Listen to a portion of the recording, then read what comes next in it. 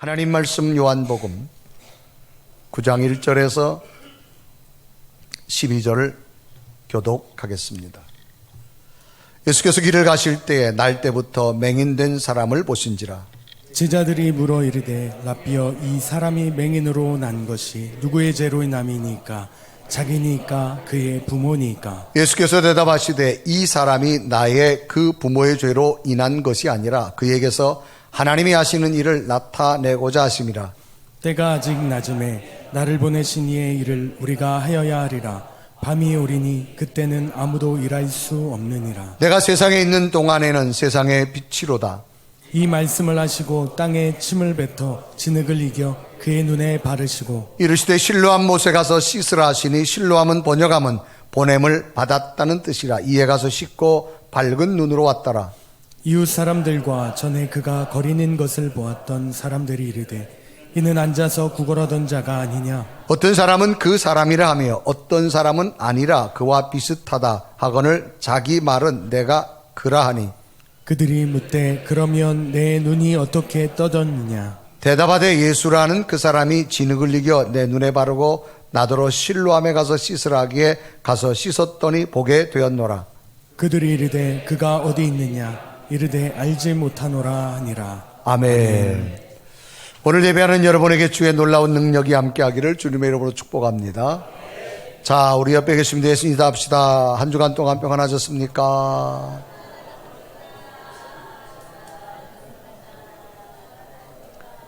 자, 좀 더 밝은 얼굴, 오늘도 당신을 보니까 참 기쁩니다. 시작.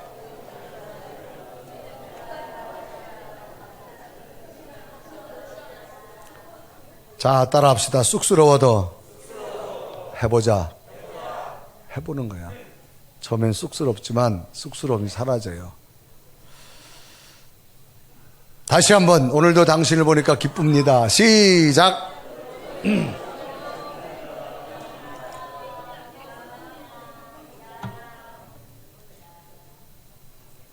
끝까지 안 하시는 분은 사명인 줄 알고. 책을 읽다가 미국을 배경으로 중년 신사가 겪었던 일을 소개한 글을 읽었습니다. 내용은 이런 거예요. 한 중년 신사는 작은 도시에 있는 공원 입구를 늘 지나다니게 됩니다. 그런데 그 공원 입구에는 언제나 까만 선글라스를 쓰고 손에 작은 컵을 들고 서서 구걸하는 시각장애인이 있었습니다. 하루는 중년 신사가 그곳을 지나가다가 그 시각장애인을 보고 측은히 여겨서 주머니에서 25센트짜리 동전 하나를 끄집어서 컵 속에 주었습니다. 그리고 나서 몇 발자국 지나왔는데 뭔가 느낌이 좀 이상해서 자기도 모르게 뒤를 돌아본 거예요.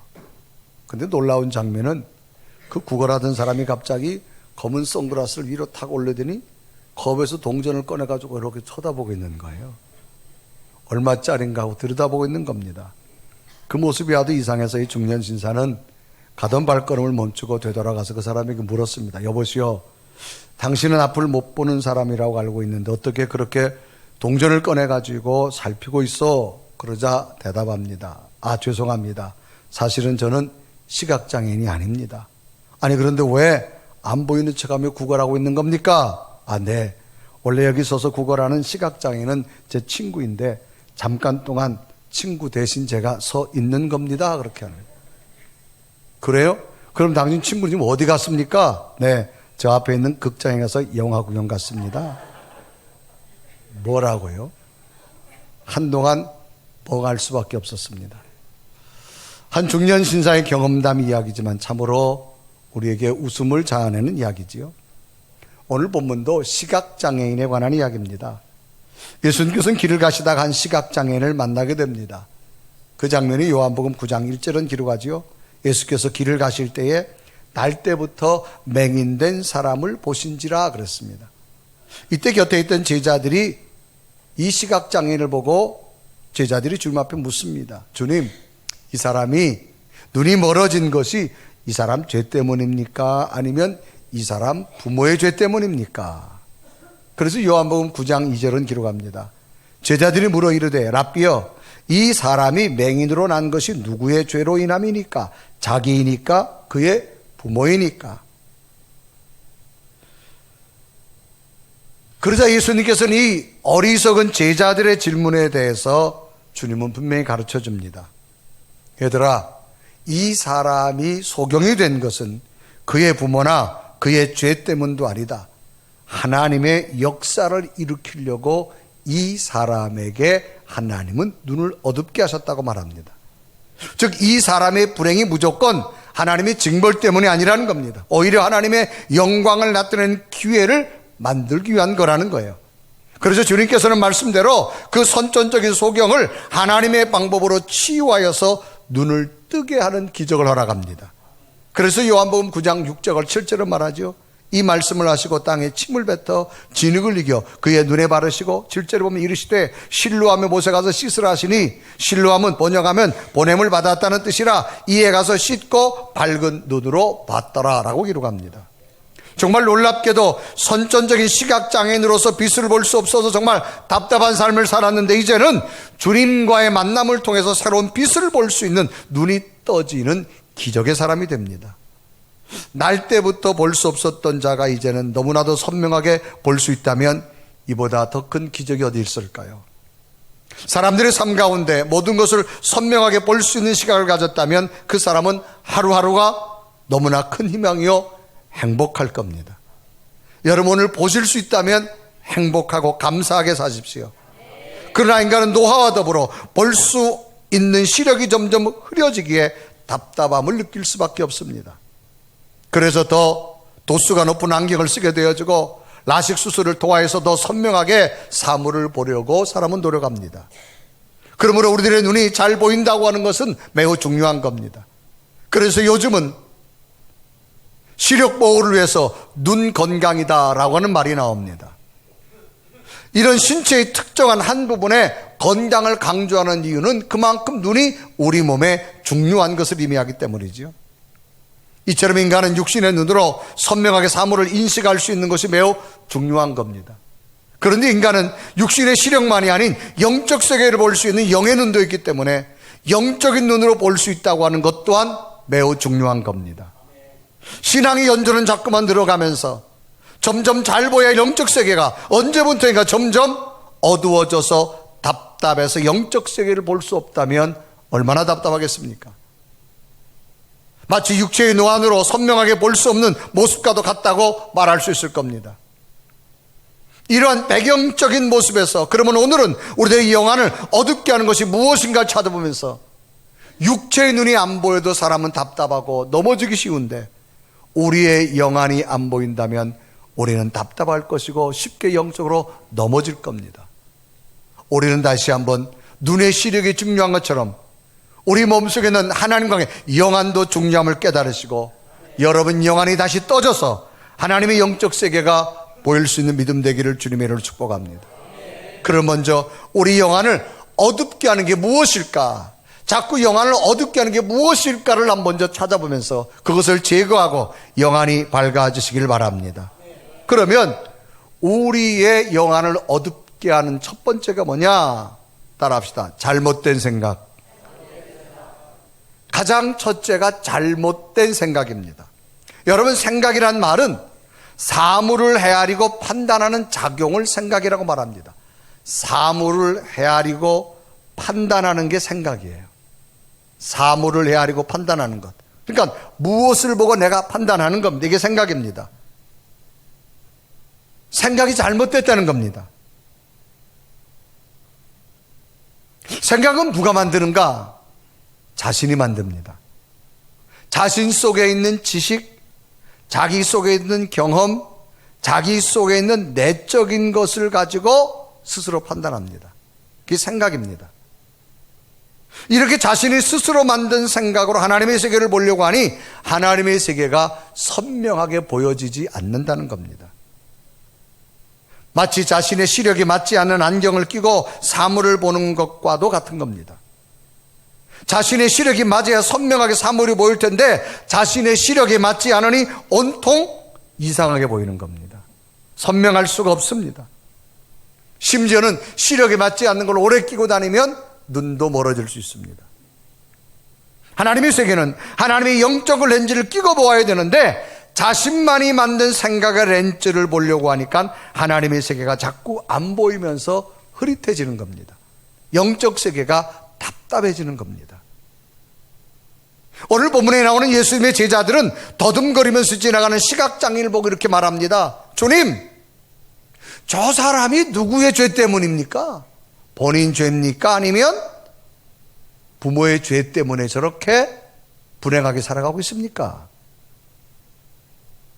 그저 자기들의 기준대로, 자기들이 경험, 자기 생각대로 말하고 있는 겁니다. 그래서 요한복음 9장 2절은 기록하죠. 제자들이 물어 이르되 라삐여, 이 사람이 맹인으로 난 것이 누구의 죄로 인함이니까? 자기이니까? 그의 부모이니까? 당시 유대 사람들은 무조건 죄 때문이라고 판단을 하고 시작합니다. 그리고 사람들이 안쓰러워하는 고통이나 불행도 전부 죄의 값이라고 여깁니다. 이 말은 당시 유대인들의 시각이 잘 반영되고 있는 말입니다. 지금 찾아온 고통, 이 사람이 시각장애인이 된 것이 자기의 죄가 아니면 부모의 죄라고 이들은 생각하고 있습니다.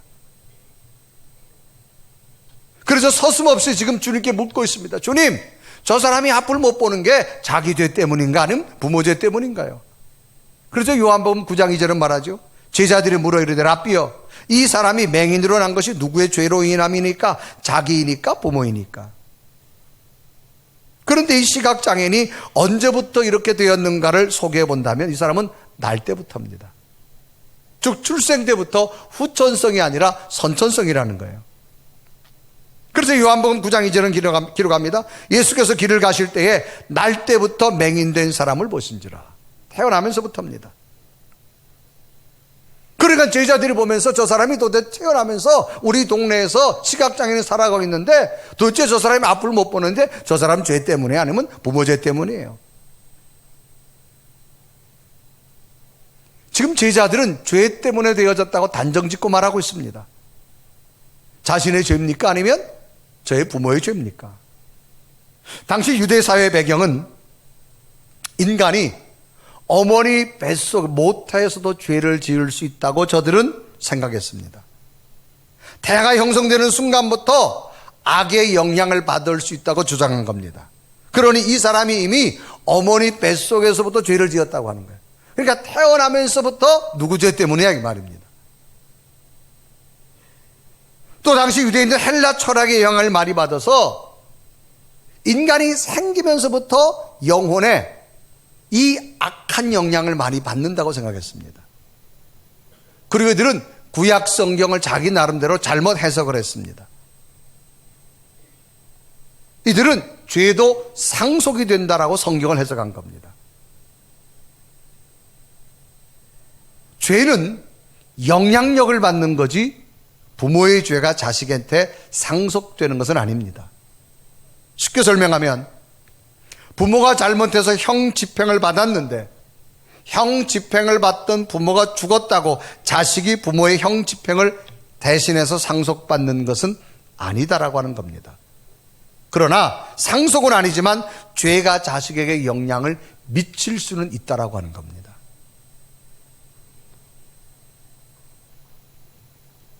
그래서 아이들이 어려서부터 가장 중요한 것이 가정교육이라고 하는 신앙교육이 굉장히 중요합니다.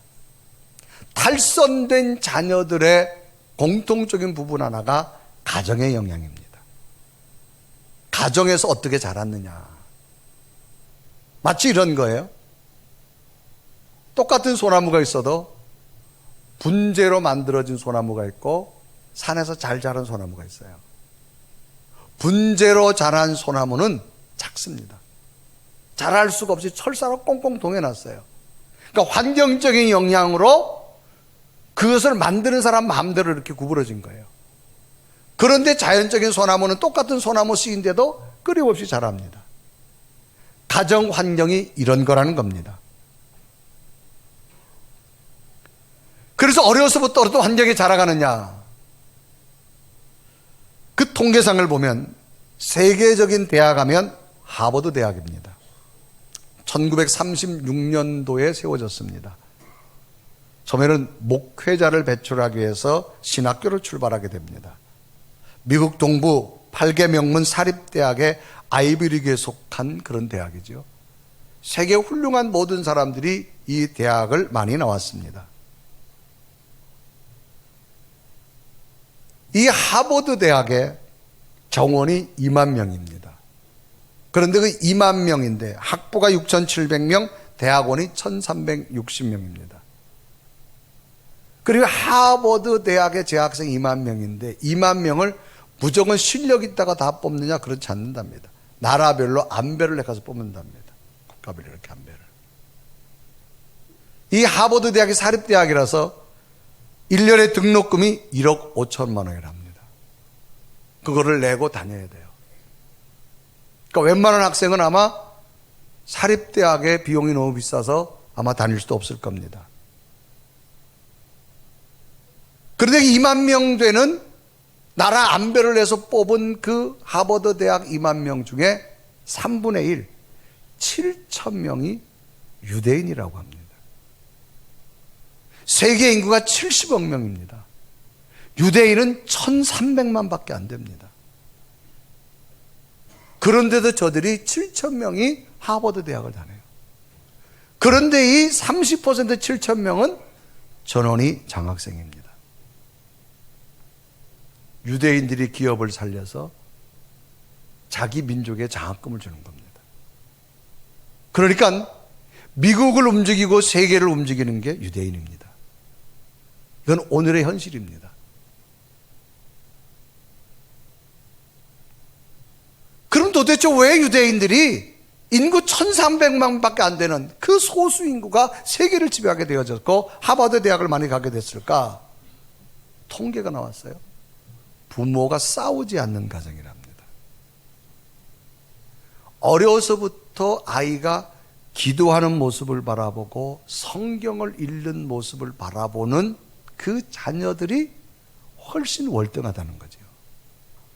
유대인도 많이 싸운대요. 그런데 싸우지 않는 가정의 자녀들이 월등하게 세계 리더가 된다는 겁니다. 이건 뭡니까? 영향력입니다. 어려서부터 분재로 키울 거냐, 큰 소나무로 키울 거냐, 어떤 영향력을 자녀들에게 주느냐라는 게 참 중요합니다. 상속이란 말은 주군의 모든 법률적을 승계하는 게 상속이에요. 상속입니다. 그러니까 지금 이 사람 제자들은 자기 상식으로 죄 때문에 지금 됐다는 겁니다. 아니라고 하는 겁니다. 하나님께서도 죄에 대한 책임은 당사자에게 분명히 묻습니다. 에스겔서 18장 4절에 말합니다. 모든 영혼이 다 내게 속한지라 아버지 영혼이 내게 속함같이 그 아들의 영혼도 내게 속하였나니 범죄하는 영혼은 죽으리라라고 말합니다. 하나님도 상속이 아니라는 거예요. 그리고 이 죄가 반드시 인간에게 어떤 불행이나 고통으로 나타나는 것도 아니라는 겁니다. 이 땅에 여러분 성공적인 사람들이 얼마나 많아요? 그럼 저 사람 다 의인들입니까? 아닙니다. 죄인들도 많습니다. 그럼 저들이 잘 되는 이유가 뭐예요? 의인이기 때문에 아닙니다. 그럼 삶이 고통스러우면 죄인이기 때문에 아니다라는 거예요.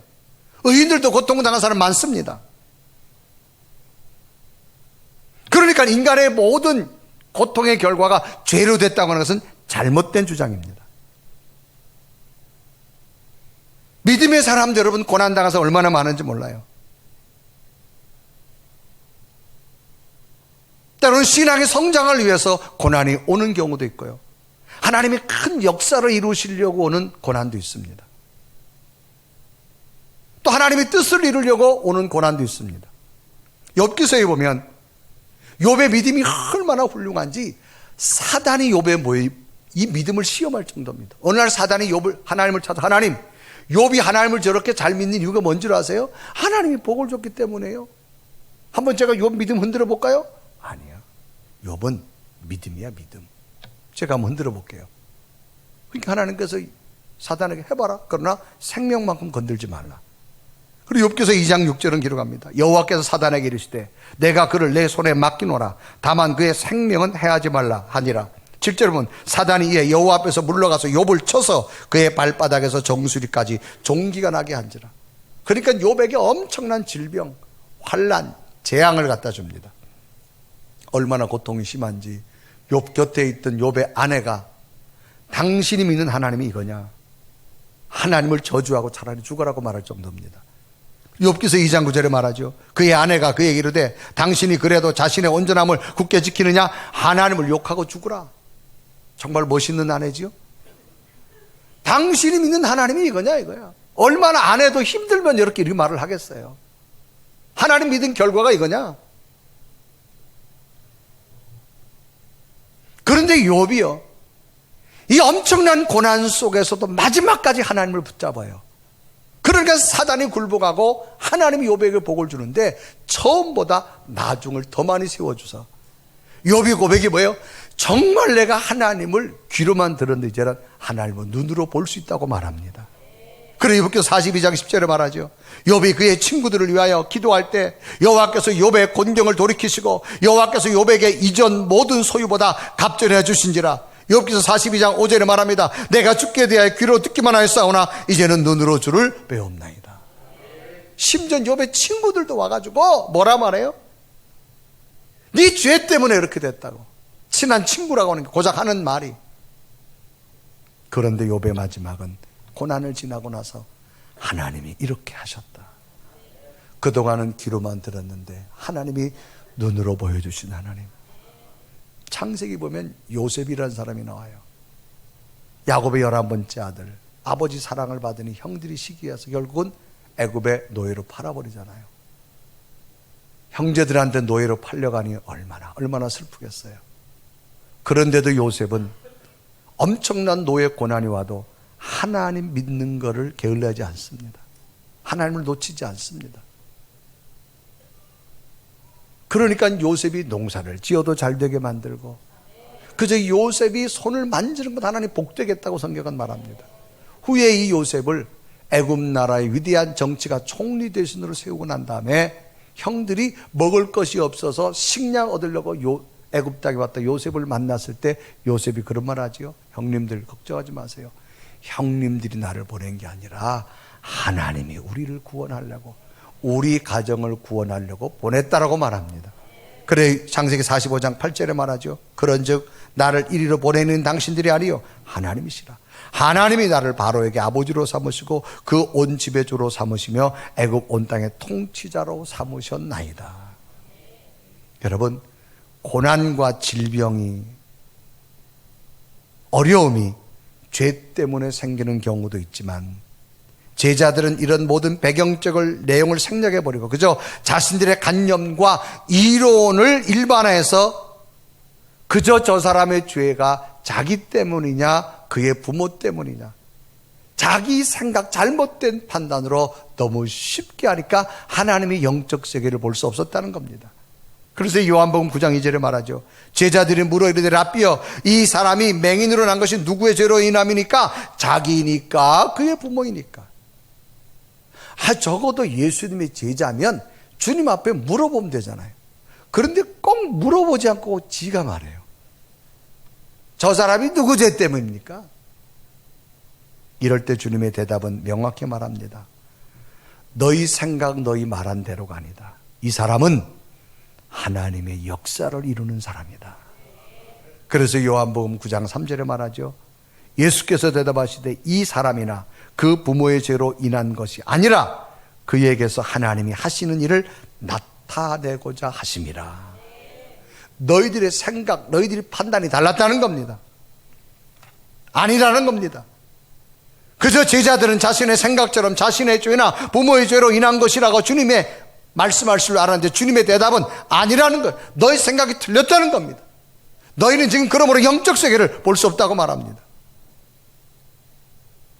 제자들의 생각은 그저 자신들의 판단, 지식, 경험 이것만 가지고 말합니다. 그런데 주님께서는 아니라는 겁니다. 너희들의 잘못된 생각을 뛰어넘는 하나님의 뜻은 이 사람에게 하나님의 역사를 나타내는 겁니다. 그래서 요한복음 9장 3절을 말하죠. 예수께서 대답하시되 이 사람이나 그 부모의 죄로 인한 것이 아니라 그에게서 하나님이 하시는 일을 나타내고자 하심이라.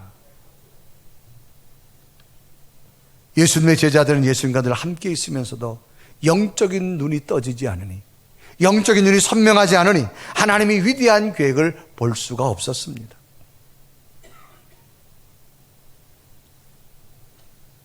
이런 모습이 마치 오늘 우리들의 모습은 아닌가 생각해 봅니다. 우리는 그저 쉽게 그저 자기 판단으로 생각하고 말을 합니다. 너무 쉽게 자기 즉흥적으로 말하고 판단합니다. 아니면 말고식입니다. 여러분, 영적 세계의 눈이 떠져야 될 줄로 믿습니다. 사람의 불행이 무조건 하나님의 징벌이 아니요 오히려 하나님의 기적을 나타내는 기회가 있음을 기억하길 바랍니다. 결국 주님의 말씀대로 이 선천적인 소경은 기적적으로 치유해서 눈이 떠지게 되는데, 모든 사람들이 혹시 저 사람이 비슷한 사람이 아니냐? 눈을 뜬 소경이 직접 말합니다. 예수님께서 이렇게 하셨다고 말합니다. 그래서 요한복음 9장 11절 다 같이 읽습니다. 시작. 대답하되 예수라는 그 사람이 진흙을 이겨 내 눈에 바르고 나더러 실로암에 가서 씻으라 하기에 가서 씻었더니 보게 되었다. 우리들의 잘못된 생각으로 주님의 뜻을 거스린 자가 되어서는 안 돼야 될 줄로 믿습니다. 이런 제자들의 모습이 어찌 그들만의 문제겠습니까? 우리들도 잘못된 생각 때문에, 잘못된 판단 때문에 우리는 영적 세계를 거슬러지 못할 때가 너무나 많고, 우리의 잘못된 생각으로 남을 향해 쉽게 말할 때가 얼마나 많습니까? 여러분, 하나님의 영안이 떠지시기를 바랍니다. 두 번째로는 무엇 때문에 저들의 영안이 떠지지 않았을까? 율법주의입니다. 여러분, 율법이란 말은 하나님께서 모세를 통해서 하나님께 주신 법률을 말합니다. 오늘 성경 본문은 예수님께서 시각장애인을 고쳐주시자 곁에 있던 그 광경을 보고 있던 바리새인들이 말합니다. 바리새인들은 당시 철저한 율법주의고 성경에 능통한 자이고 교회 지도자들이었습니다. 그 소경이 딱 눈이 떠지고 나니까 바리새인과 바리새인을 추종하던 자들이 와가지고 말합니다. 왜 안식일을 어겼느냐 그 말입니다. 왜 안식일에 소경의 눈을 뜨게 했느냐.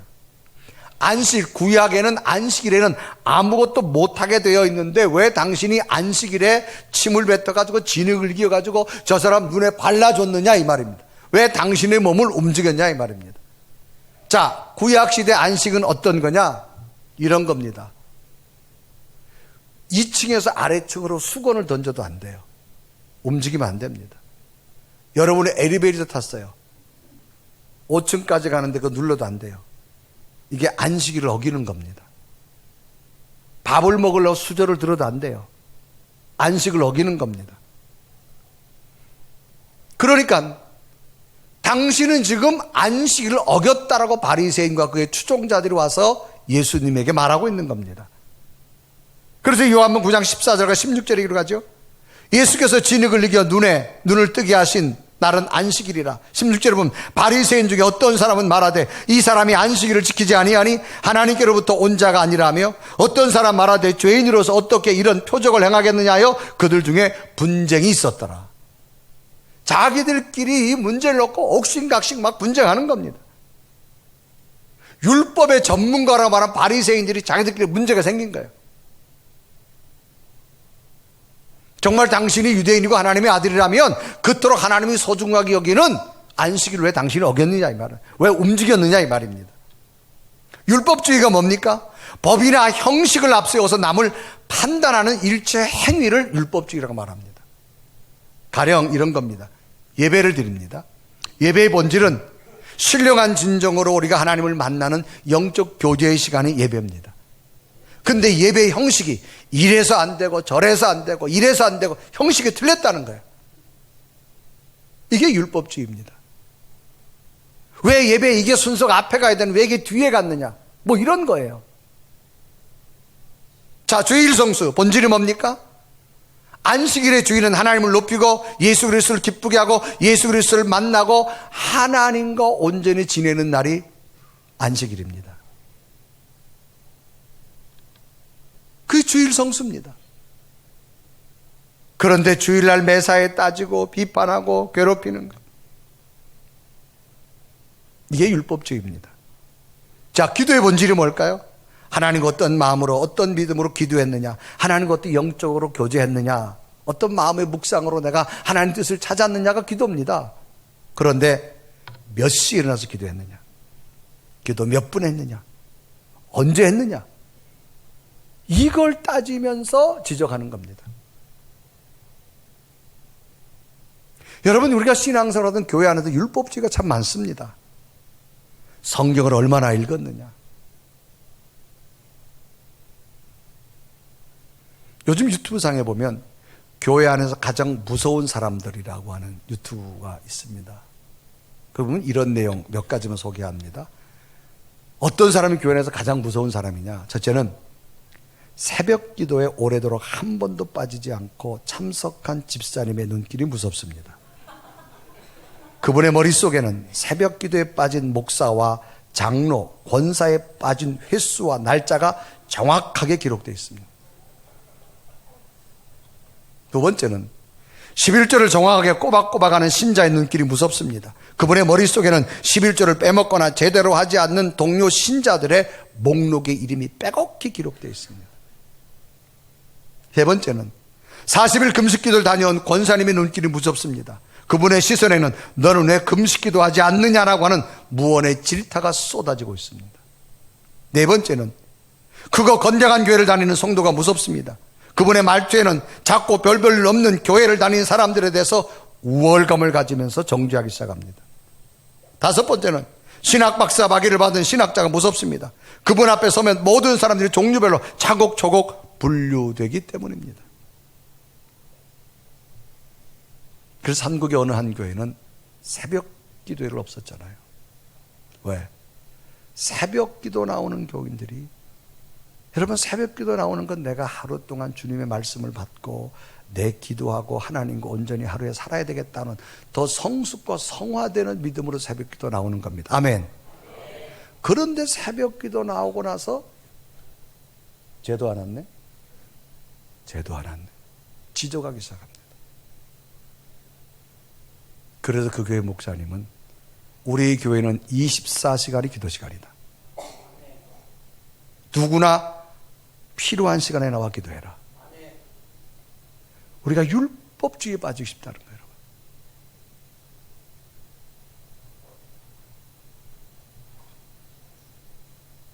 그렇게 여러분 자기가 가진 잣대를 가지고 평가하기 시작합니다. 이게 율법주의입니다. 그러면 여러분 사람은 교만해지기 시작합니다. 교만하면 영안이 감겨집니다.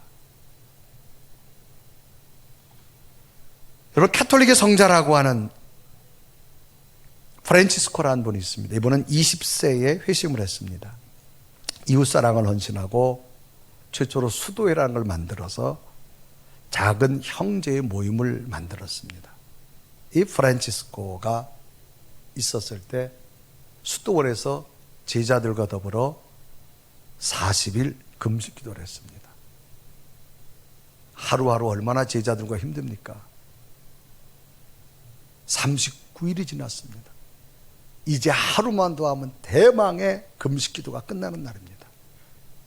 그런데 제자 중에 젊은 청년 하나가 주방에서 스프를 끓이는 그 냄새를 맡고 못 견뎌가지고 주방에 가서 그릇을 떠다가 스프로 한 수저 떠먹었어요.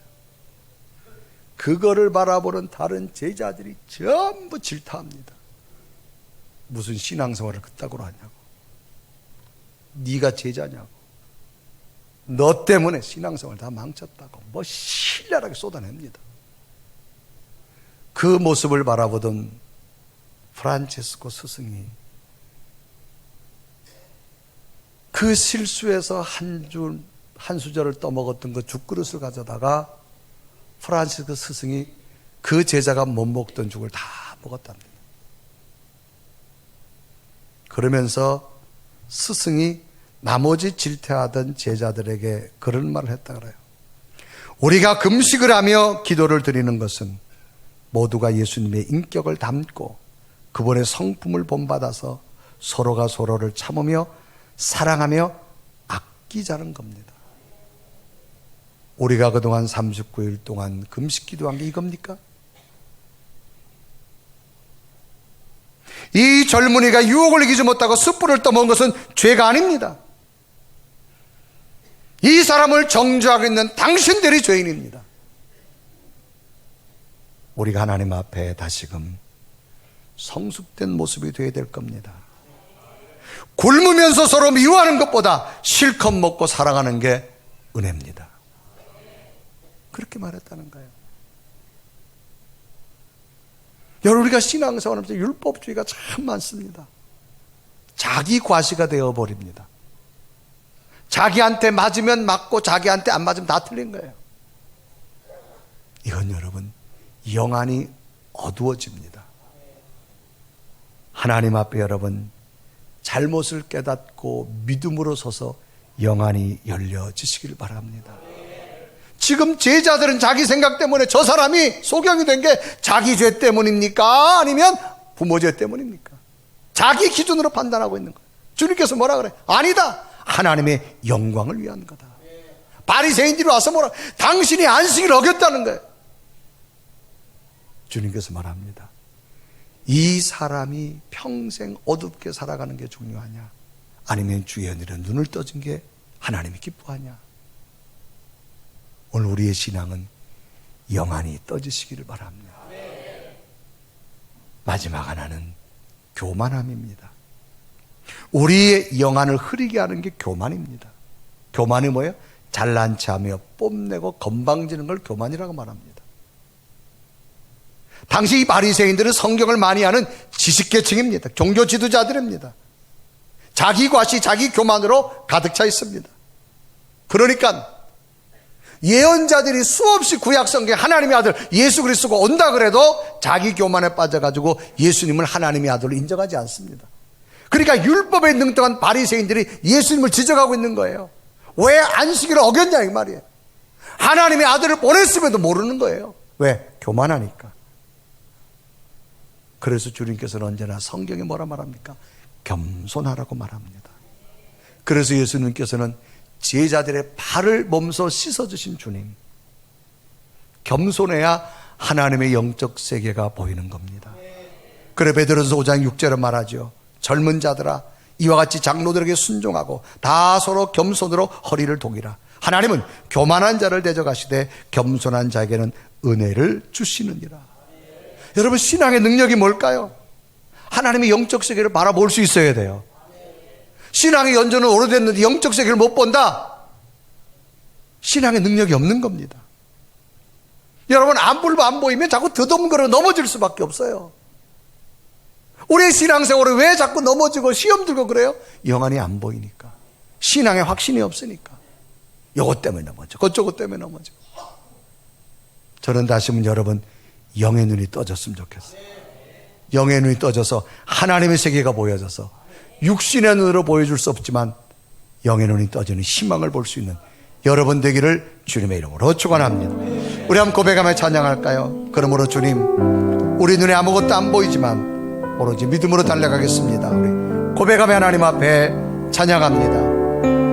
이 눈에 아무 증거 아니 배어도 믿음만을 가지고서 늘 걸으며 이 귀에 아무 소리 아니 들려도 하나님의 약속 위에 서리라.